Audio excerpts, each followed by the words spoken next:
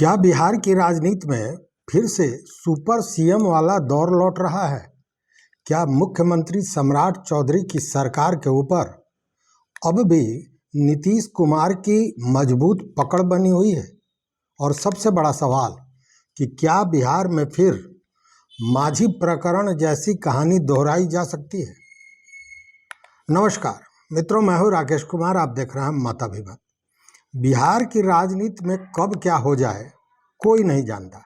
नीतीश कुमार अपनी अनप्रेडिक्टेबल राजनीति के लिए जाने जाते हैं और अब बिहार के सियासी गलियारों में एक ऐसी खबर आ रही है जिसने पटना से लेकर दिल्ली तक हलचल तेज कर दी है।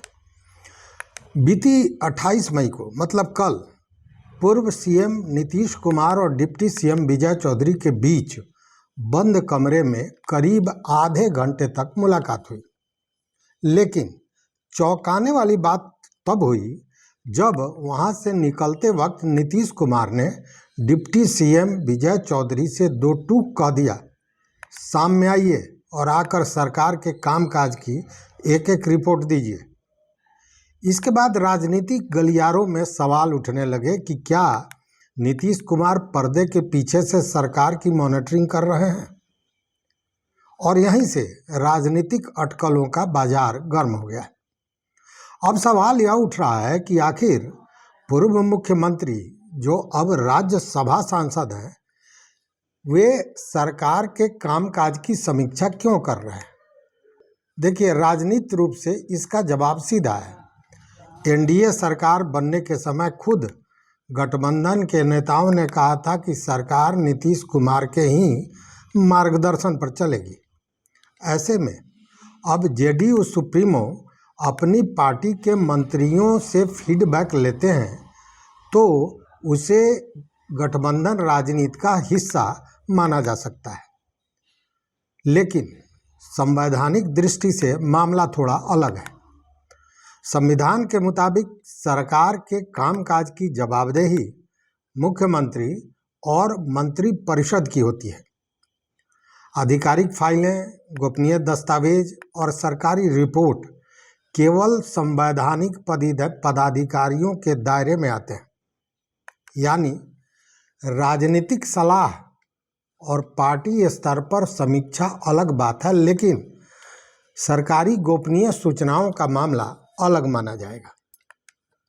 अब इस एक बयान ने बिहार की राजनीति में अटकलों का बाजार गर्म कर दिया है।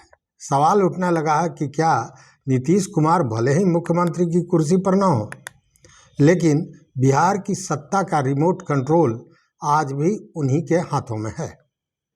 क्या वह सुपर सीएम की भूमिका में है? और सबसे बड़ा सवाल कि क्या नीतीश कुमार सीएम सम्राट चौधरी के साथ भी वही माझी प्रकरण दोहराने की तैयारी में है? आइए इस पूरी इनसाइड स्टोरी को विस्तार से समझते हैं। नीतीश कुमार का सुपर सीएम अवतार और संवैधानिक पेंच क्या है, यह बड़ी बात है। राजनीतिक पंडितों का मानना है कि नीतीश कुमार चुप बैठने वाले नेताओं में से नहीं रहे हैं।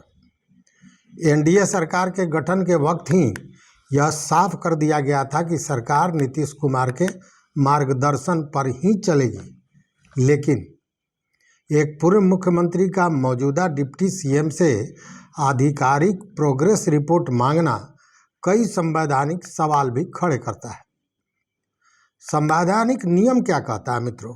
देखिए, भारतीय संविधान के मुताबिक राज्य की मंत्रिपरिषद सामूहिक रूप से विधानसभा के प्रति उत्तरदायी होती है और प्रशासनिक प्रमुख केवल मुख्यमंत्री होते हैं, जो अभी सम्राट चौधरी हैं। आधिकारिक तौर पर गोपनीय फाइलें या सरकारी दस्तावेज किसी पूर्व सीएम या पार्टी सुप्रीमो को नहीं सौंपे जा सकते, और अगर ऐसा होता है तो यह तकनीकी रूप से गोपनीयता की शपथ का उल्लंघन माना जाएगा। लेकिन गठबंधन की व्यवहारिक राजनीति के नियम अलग होते हैं। विजय चौधरी जेडीयू कोटे से मंत्री हैं और नीतीश कुमार पार्टी के सर्वोच्च नेता हैं।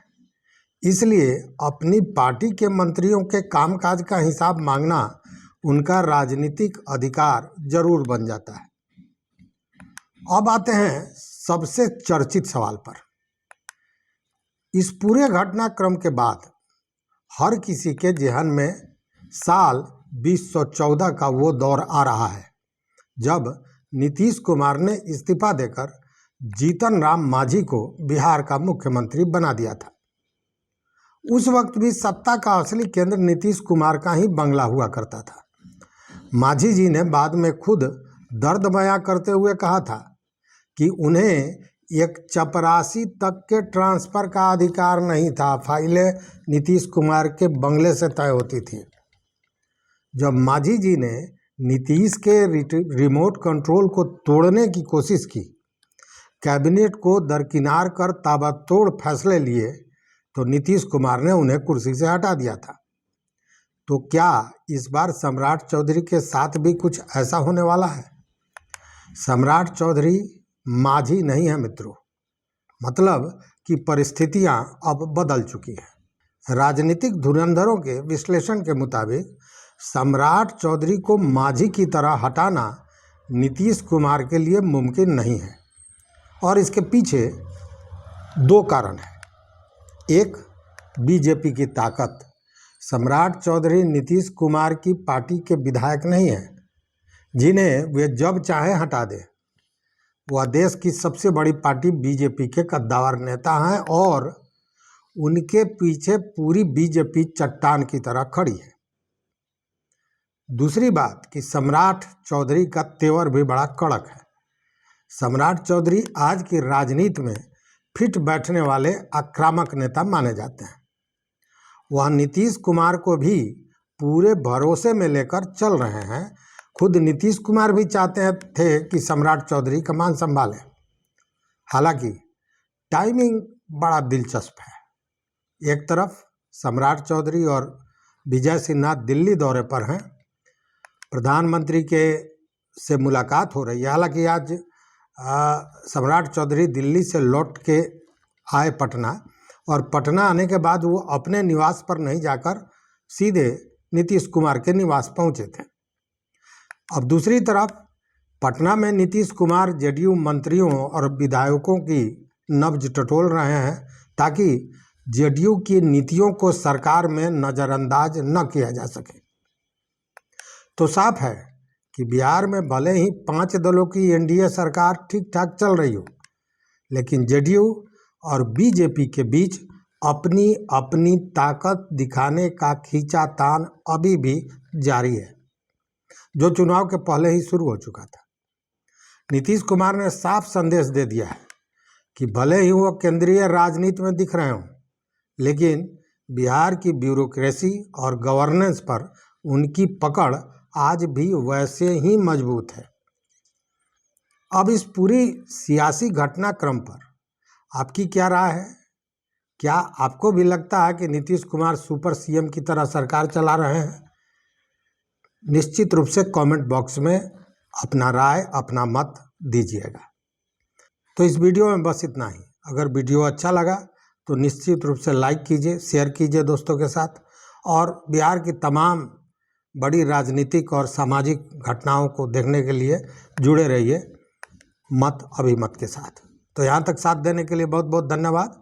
कोटि शाह आभार। जय हिंद।